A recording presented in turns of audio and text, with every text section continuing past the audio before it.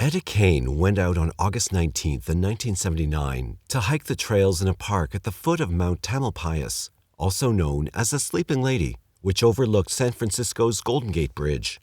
At 44, she was a married bank executive with an athletic lifestyle. On this day, she found no one to join her, so she went out alone to get her workout. But she did not return home that day, so her worried husband contacted the police. Believing she was in trouble, they sent out a search team, including dog handlers, just in case she had fallen and was in some inaccessible place. But despite the fact that her car remained untouched in the parking lot, they failed to locate her that night. Found the next day, Etta was dead.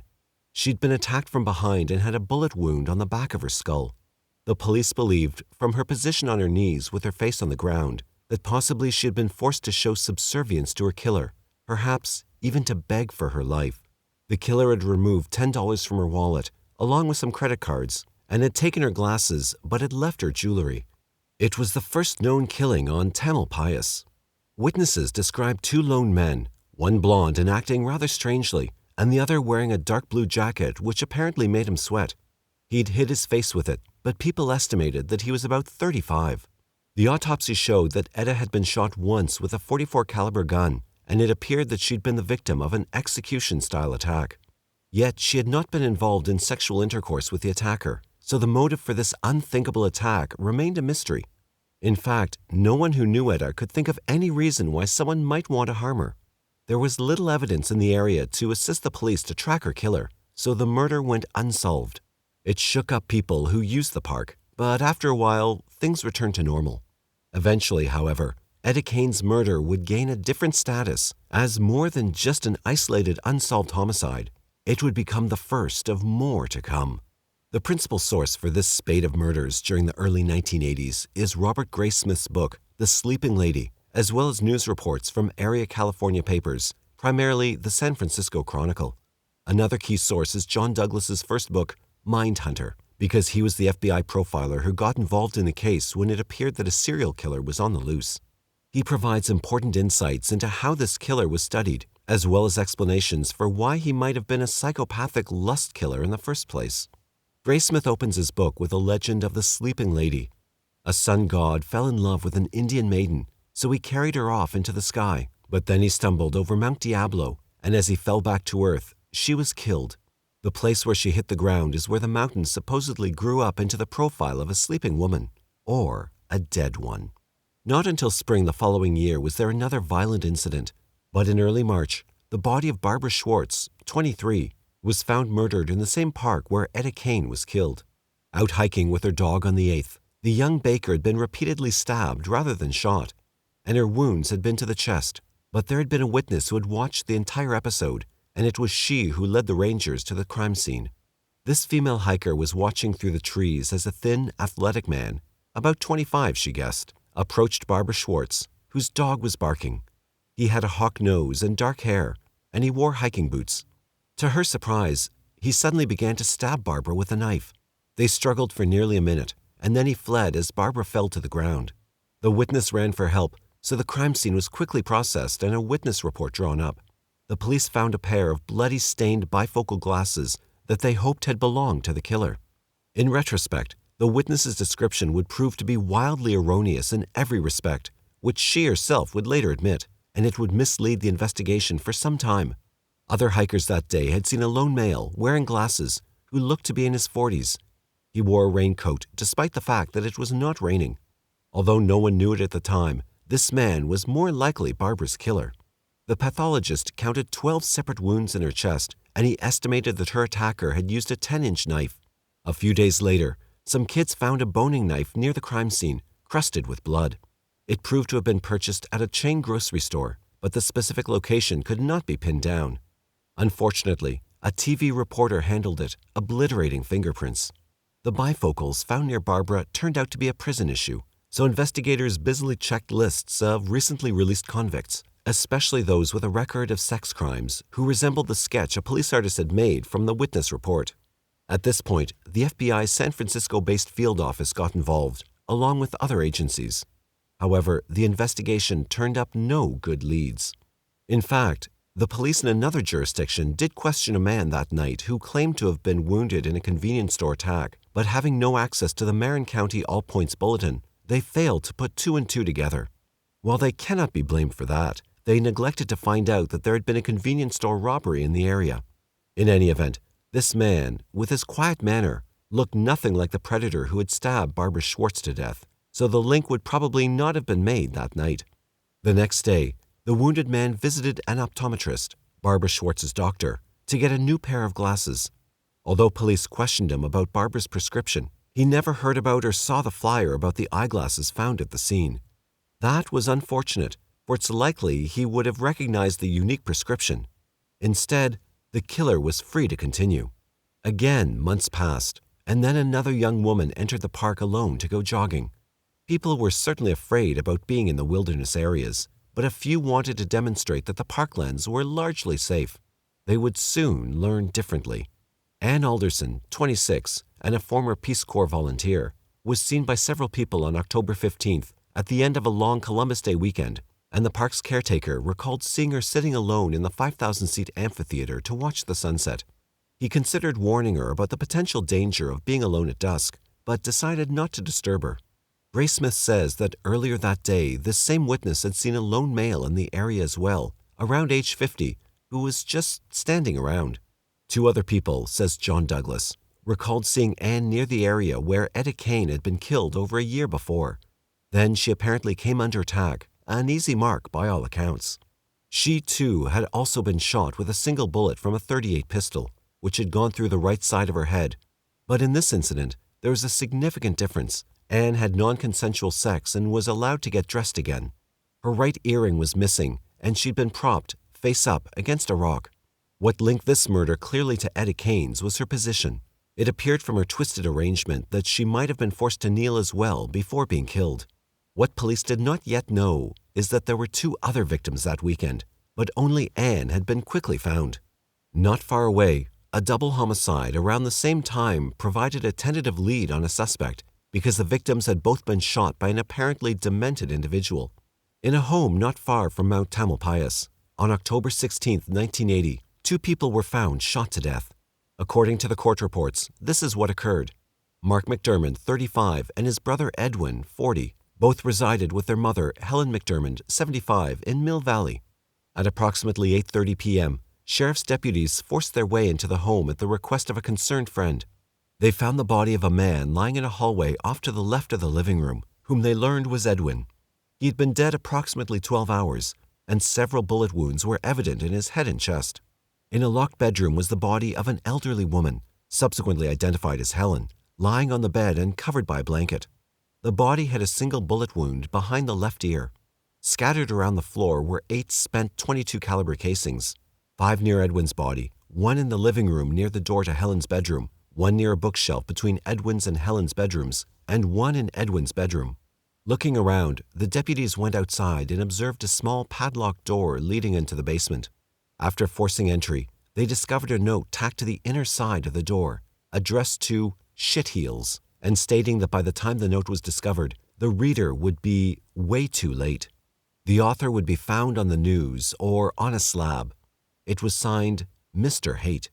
This smelly, dirty basement area had been the bedroom of Mark McDermott. He seemed a likely suspect, as there were spent .38 caliber casings in his room, along with 3 live rounds of .22 caliber ammunition, and ankle holsters for a handgun and a knife. The coroner later said that while it was impossible to determine either victim's exact time of death, samples of the vitreous humor liquid from their eyes suggested that both deaths had occurred from 3 to 4 days earlier. Within a few days, the local newspapers and the Marin County Sheriff and other members of his staff received letters from an individual who claimed responsibility. A handwriting expert testified that the author of these letters was the same person who had written the note tacked to Mark's bedroom door. The writer claimed that he would not be captured alive. Clearly, he was following the news coverage, so the police devised a plan to lure him in. They indicated that if he surrendered, they would treat him fairly. They ran a letter directed to Mark, giving him a phone number. An individual identifying himself as Mark McDermott called the number that evening, October 24th. He said he would consider giving himself up, but he had some things to do first. He called again 2 days later, describing details about the killings.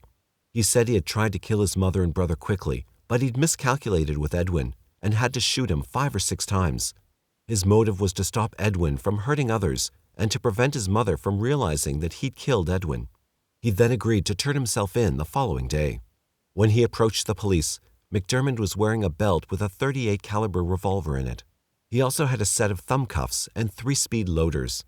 In his car were a .22 caliber pistol, a 12-gauge shotgun, ammunition, a metal box containing numerous hypodermic syringes, and some vials of insulin. Mark had diabetes. When the investigation was complete, the police thought they had a good sense of the story. Edwin had a record of acting strangely and was diagnosed with schizophrenia. He deteriorated rapidly. Mark became impatient, referring to him as it or the thing. On 1 or more occasions during the 6-month period prior to the murders, he had confided to a friend in a dejected manner that he didn't know what would become of his brother once their mother was gone, and that someday he would put it out of its misery. McDermott had borrowed the guns he used in the homicides and had then prepared himself to go on the run for a number of months. In his defense, he said that he had acted out of diminished capacity and indicated that, like his brother and mother, he suffered from schizophrenia. There was little dispute that Edwin's mental state was disorganized, and evidence was offered that Mark, too, had experienced headaches and blackouts. He claimed he could not even remember the murders, or when he did, he recalled a number of different versions. The jury nonetheless found Mark McDermott guilty of 2 counts of first-degree murder, and he received the death penalty. Yet his potential part in the Trailside murders was quickly resolved. None of his weapons matched the bullets used on the 2 victims who'd been shot, and most telling, after he was in custody, the murders continued. The next discovery was horrifying. Late that November, it became clear that the killer had been busier than the police had realized. 4 bodies were found on the same day, and the victims appeared to have been killed in pairs, 2 recently and 2 at least 6 weeks earlier. A young woman named Shauna May was supposed to meet friends on November 28th in Point Reyes National Seashore Park to go hiking. The park was a few miles north of San Francisco and had not yet become the scene of slaughter. When she failed to show, her friends alerted park officials. It was 2 days before they found her nude body. She'd been trussed with picture frame wire, shot 3 times in the head, and shoved into a shallow trench. The autopsy later determined that she had non-consensual sex. Close by, to the point of touching her, was the body of another young woman, 22-year-old Diana O'Connell. She too had gone missing while hiking with friends. One had been in front of her on the path, the other some ways behind. Neither saw her slip away. The 2 victims lay together, face down. It seemed that Diana, shot once in the head, had been murdered at the same time as Shauna May, since another hiker had heard 4 shots in that area at mid-afternoon. Their clothing was piled into their knapsacks, and a pair of panties was stuffed in Diana's mouth. She'd been strangled with wire and had non-consensual sex. The police assumed that the killer had interrupted one of these women in her hike with the intention of having non-consensual sex, and the other had come along at the wrong time. As a witness, she had to be eliminated too. A later investigation indicated that they had not known each other. But the day turned out to be worse than anyone had anticipated. During the search, 2 more bodies were discovered just half a mile away. Actually, found first, and both victims had been shot in the head. For the first time, one victim was male. They were identified as Richard Stowers, 19, and Cynthia Moreland, 18. They had been engaged to be married and had gone hiking together in mid-October in an area that Cynthia reportedly knew quite well. They'd been reported missing on October 11th, but had not been found. In fact, Rick was considered to be absent without official leave by the Coast Guard. An autopsy placed their time of death just a few days before that of Ann Alderson. So either there were 2 predators roaming the area, or the same person had gone looking for victims in 2 different parks. Then ballistics analysis confirmed that the killer of Ann Alderson had also shot May and O'Connell. There was only one deadly predator. Hikers were warned in both parks not to hike alone, although being with another person had not helped Stowers and Moreland. People who loved the nature trails found other places to go or remained home until the murders were solved. Those people who had spotted a victim with someone offered what little they could recall, and Marin County Sheriff G. Albert Howenstein Jr. had a composite drawing made to show others who'd also been in the area. However, it was difficult to get a consensus on key features. Douglas says that the witnesses conflicted on such things as the age of the man seen with the victim and his facial features. Many people still recalled an earlier series of murders in the area that had never been solved, and Douglas indicates that there was speculation about whether he'd risen his ugly head again. Between December 1968 and July 1969, a decade earlier than the Trailside killings, a man shot two couples in Vallejo, California, on two separate occasions and called to take credit for them. One man had survived to give a description. Then the editors of 3 San Francisco papers each received part of a strange letter claiming to be from the Vallejo killer. He had used too much postage, and his message consisted of a printed cryptogram composed of symbols and signed with a crossed circle symbol. One had to put them all together to crack the code, which a local teacher, after painstaking work, managed to do. Its author was clearly playing a sadistic game, as he described his joy in killing people and his intention to keep doing so. Thus began a cat-and-mouse game by the Zodiac, as he called himself. Then he attacked the third couple. On September 27, 1969, Cecilia Ann Shepard and her friend Brian Hartnell were picnicking at Lake Berryessa when a man wearing a black executioner's hood approached them. He stabbed them, attacking the girl repeatedly, and afterward called the police to report it. He struck again 2 weeks later, killing cab driver Paul Stein. Soon after, the Chronicle received a letter with a torn piece of Stein's shirt. Yet no leads proved productive, and there was speculation that this same killer had been responsible for the murder of a young woman in another town as well. The Zodiac kept in sporadic contact with the SFPD and the Chronicle, but his killings seemed to end with 7 victims, despite more extravagant claims and threats on his part. Many different suspects were developed, but none checked out. The case proved to be one of the rare times when a serial murderer appeared to be quite clever and well-educated, making his crimes into a layered series of games. That he seemed to withdraw and lie low proved disturbing, because if he remained at large, he could always start up again, there or elsewhere. Douglas suggested that he might have been arrested for something, which had kept him from acting. For all anyone knew, this was the same person, freshly released. Although the MO was certainly different, no one was calling to take credit for these murderers, nor offering any codes. Winter passed without further mishaps that anyone knew of. They would later learn this was not the case, but the police were busy with their investigation. Still, they had no leads. Around this time, the new art of profiling got some play. Graysmith is dismissive, but John Douglas actually had something interesting to say. In 1980, Douglas writes, the police from the San Francisco Bay Area had requested the FBI's help on the series of hiking path murders. By this time, the press had already dubbed the offender the Trailside Killer. The initial request went to Special Agent Roy Hazelwood, who was a sex crimes expert. He and Douglas had published an article that year about lust murders, setting forth the distinctions between organized and disorganized killers, and Hazelwood believed that the non-consensual sex was generally motivated by aggression, sex, or power. The fantasies that occur around puberty influence the type of victim a lust killer selects, as well as his approach, preferred sexual activities, rituals, and decision to complete the act, or not, with murder. Hazelwood viewed sex offenders as either impulsive or ritualistic. Impulsive offenders were opportunistic and generally of lower intelligence and economic means, and their sexual behavior often served power or anger needs. Ritualistic offenders, on the other hand, indulged in paraphilias and compulsive behaviors that satisfied a specific psychological need. As they centered their lives around this activity, they learned to lie and manipulate in order to keep it hidden from others and secretly active. Hazelwood discussed the case with Douglas, who at the time was the Bureau's only full-time profiler in the field, and they worked it together. They were part of the first generation of FBI profilers, an elite group of agents handpicked to learn the art of the psychological analysis of crime scenes. They had yet to have any striking cases that would gain them national exposure, but they were being consulted more often by local jurisdictions whose investigators were willing to look into any avenue for assistance. The basic idea of a criminal profile was to acquire a body of information that revealed a common pattern for a general description of an unknown subject, in terms of habit, possible employment, marital state, mental state, and personality traits.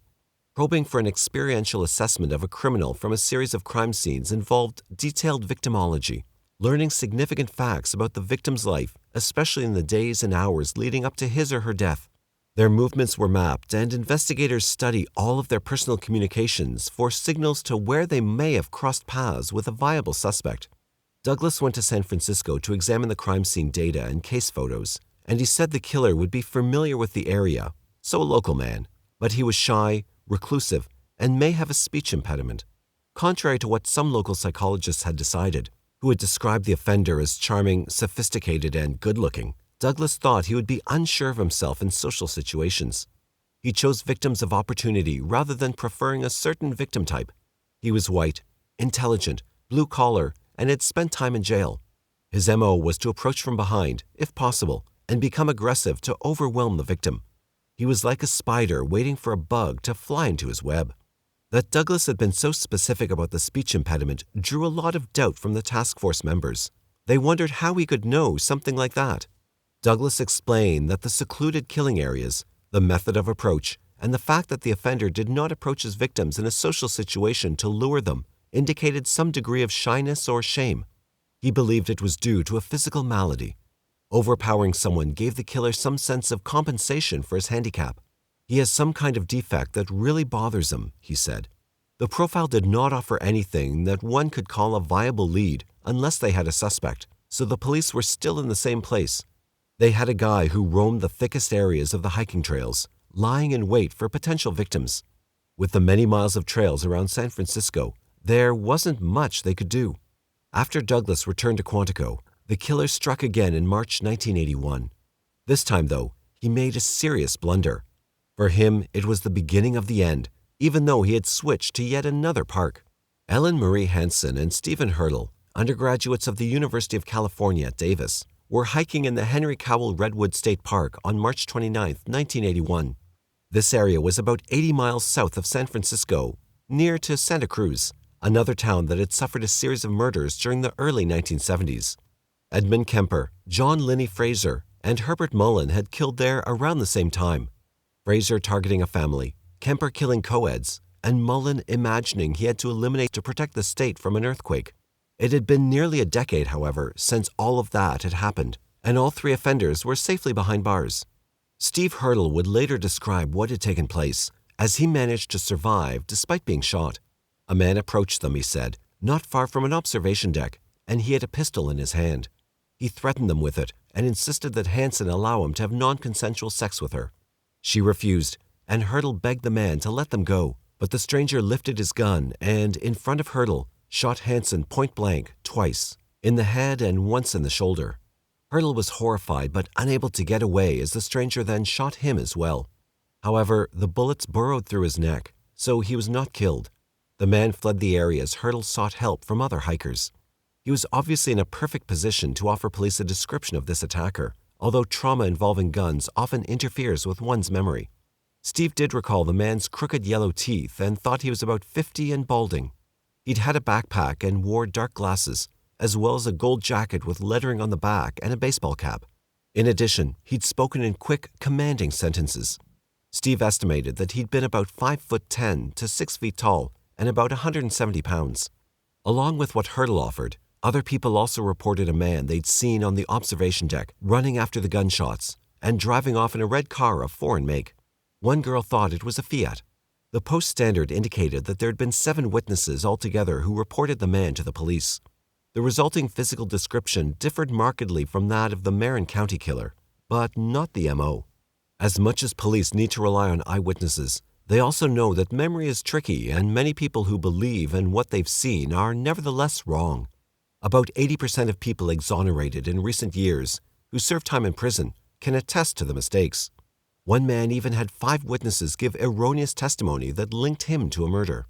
Yet investigators did manage to get some good shoe print impressions so that if they developed a suspect, they could compare his shoe size and perhaps even his shoes, if he didn't toss them, to the impressions. They ran the composite drawing in a number of newspapers, both to alert people to what this dangerous person looked like and to get new leads from residents who might know him. Only 4 days later, a woman called to describe a man who resembled the picture. She'd been on a cruise to Japan some 26 years earlier and confronted a young man named David Carpenter, a purser on that cruise, who'd been bothering her daughter with inappropriate behavior.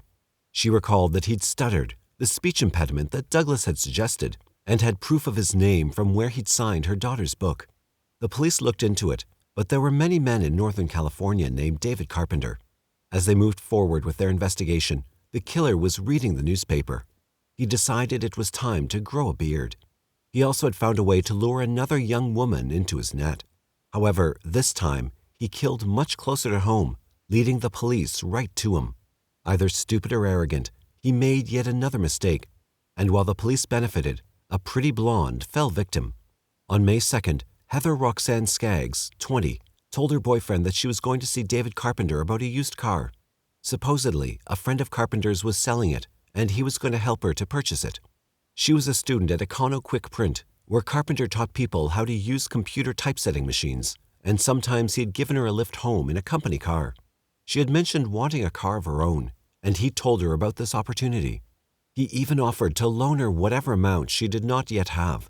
In fact, he pressured her so much with additional incentives that she finally gave in and agreed to go see it. Before leaving, she gave her boyfriend, Dan Pingle, the number and address of David Carpenter and a time when she expected to return. But she did not return then, or hours later, so Pingle went looking for her and confronted Carpenter. He pretended that they'd never connected that morning. Now frantic, Pingle alerted the police. He knew that Carpenter had instructed Heather not to tell anyone where she was going and to bring $400 for the car. She'd been in a vulnerable position and had even expressed some concern about going. Heather's disappearance brought up Carpenter's name again, already identified as resembling the composite drawing. This was too great a coincidence. Although no body had been found, Heather was about the right age to possibly have become a victim like those killed along hiking trails. The police checked records and found Carpenter's parole officer, Richard Wood. As he listened to their concerns, he started to add things up. Graysmith records his gut-level impression that Carpenter might be the killer the police were looking for. The police now learned that Carpenter had not shown up in the records of released inmates when they'd initially looked, due to a technicality. He'd been released by California to serve a federal sentence, Douglas explains, and while free, he was technically in federal custody. If not for this, he might have been flagged much earlier. Wood thought they should keep a watchful eye on Carpenter, and he did what he could to facilitate their access to him. Detectives interviewed him about Heather and thought he resembled the composite of the person seen at the Trailside Murders sites. They had also learned that he was a habitual sex offender, another item not fully documented in his records. The multi-agency task force got into gear to start following him. The FBI, along with local authorities, set up a surveillance van outside the house at 36 Sussex Street in San Francisco where David Joseph Carpenter, 51, lived with his aging parents. They also followed him to places he went, especially when he associated with other criminals. Graysmith includes several photos from a videotape when they caught him walking with a shopping bag in his hand. They approached him carefully, speaking in soft tones so as not to alarm him or inspire him to reach for whatever was in the bag. He seemed confused at first, but soon insisted on getting a lawyer. At this point, the agents told him he was under arrest. "Please don't hurt me," he begged. In Carpenter's car, a red Fiat with a bent tailpipe, as described by witnesses, police found books about local hiking trails, along with many more such maps in his home, over 60 in all. They also located Carpenter's former fiancée, who told them that Carpenter had lost his gold jacket around the time of the Hanson murder. He said it had been stolen, although that had struck her as unlikely. This testimony proved that he'd at least had a gold jacket at that time, placing him circumstantially at the site of the shooting of Hanson and Hurdle. Thus, Carpenter drove a car similar to the one described by the surviving victim, had the same optometrist as another victim, had the right distinctive type of clothing, and had a record for violent sex crimes. He also suffered from explosive rages and had recently tried to change his look with a different type of frame for his glasses. In addition, several witnesses had recognized him as the man who had been in the area of an attack. The police put him in a lineup, inviting everyone who had made a report to participate. Steve Hurdle went to the station to endure the ordeal of seeing again the man who had shot him and killed his girlfriend. Despite the newly grown beard hiding Carpenter's face, Steve quickly picked him out as the perpetrator. The Post-Standard indicated that 6 out of the 7 witnesses did the same, although several were not quite certain. A car lineup was also arranged and witnesses identified the Fiat. Carpenter was formally charged with the murder and attempted murder in Santa Cruz. At his arraignment, he stuttered so badly he had a difficult time answering the judge's questions, which was to simply agree that his name was as stated. Carpenter's face contorted and his head shook as he struggled to respond, states the Post-Standard. He finally managed to utter a yes after the passage of several seconds. On May 15, 1981, newspapers published the stories about Carpenter, the supposed trailside killer. In a press conference, officials reiterated that they believed the killer of 8 had psychologically tortured his victims first. Then, decomposed remains of a female were found in Big Basin Redwoods Park on Sunday, May 24th. Her killer had apparently tried to hide her body under a lot of brush. He'd removed her clothing and taken everything except an earring, similar to an earlier murder. An analysis of the dental work indicated that they had found Heather Skaggs. She had non-consensual sex and was shot once through the eye with a .38. That made 9 dead.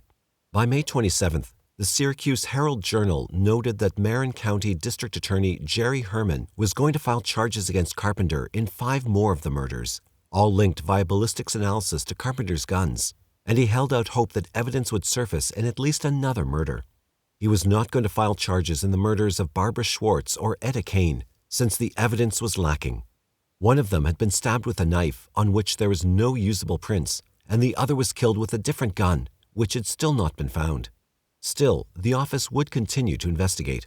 Oddly enough, Lane and Gregg indicate that Carpenter had been a suspect for a time in the Zodiac killings, but his handwriting and fingerprints had cleared him.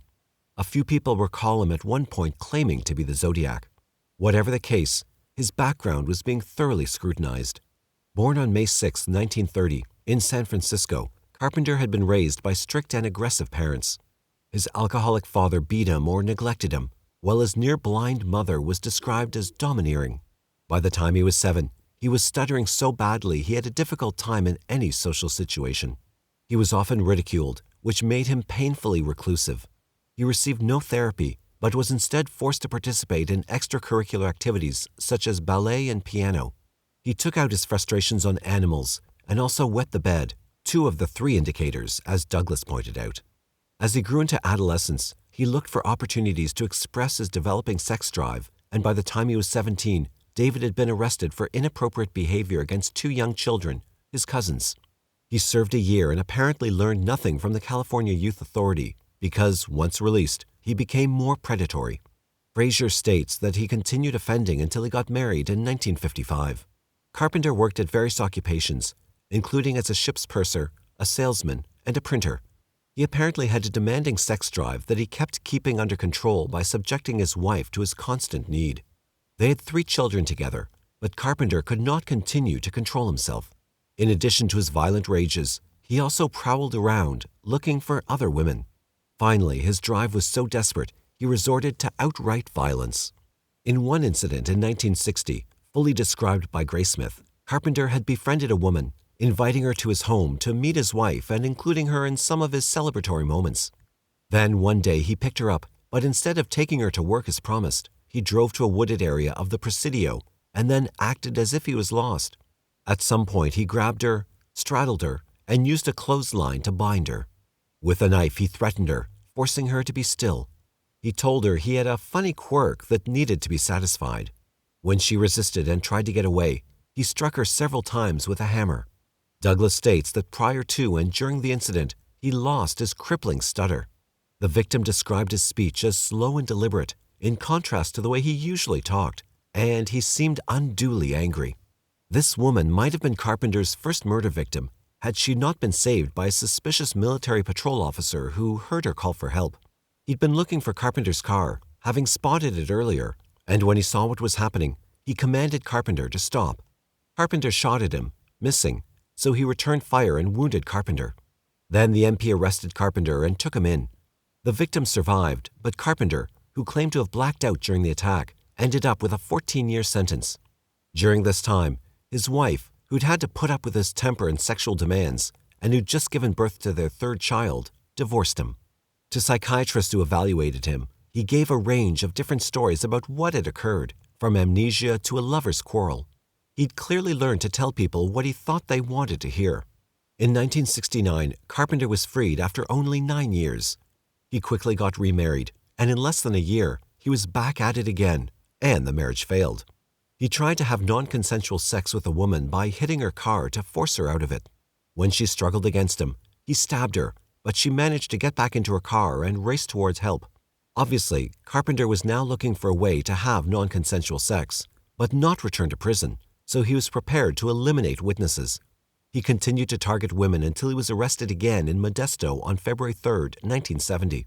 While awaiting his trial, Carpenter conspired with 4 other inmates at the Calaveras County Jail to break out and escape. They didn't get very far, and he was sentenced to 7 years for kidnap and robbery, not for any sex offenses.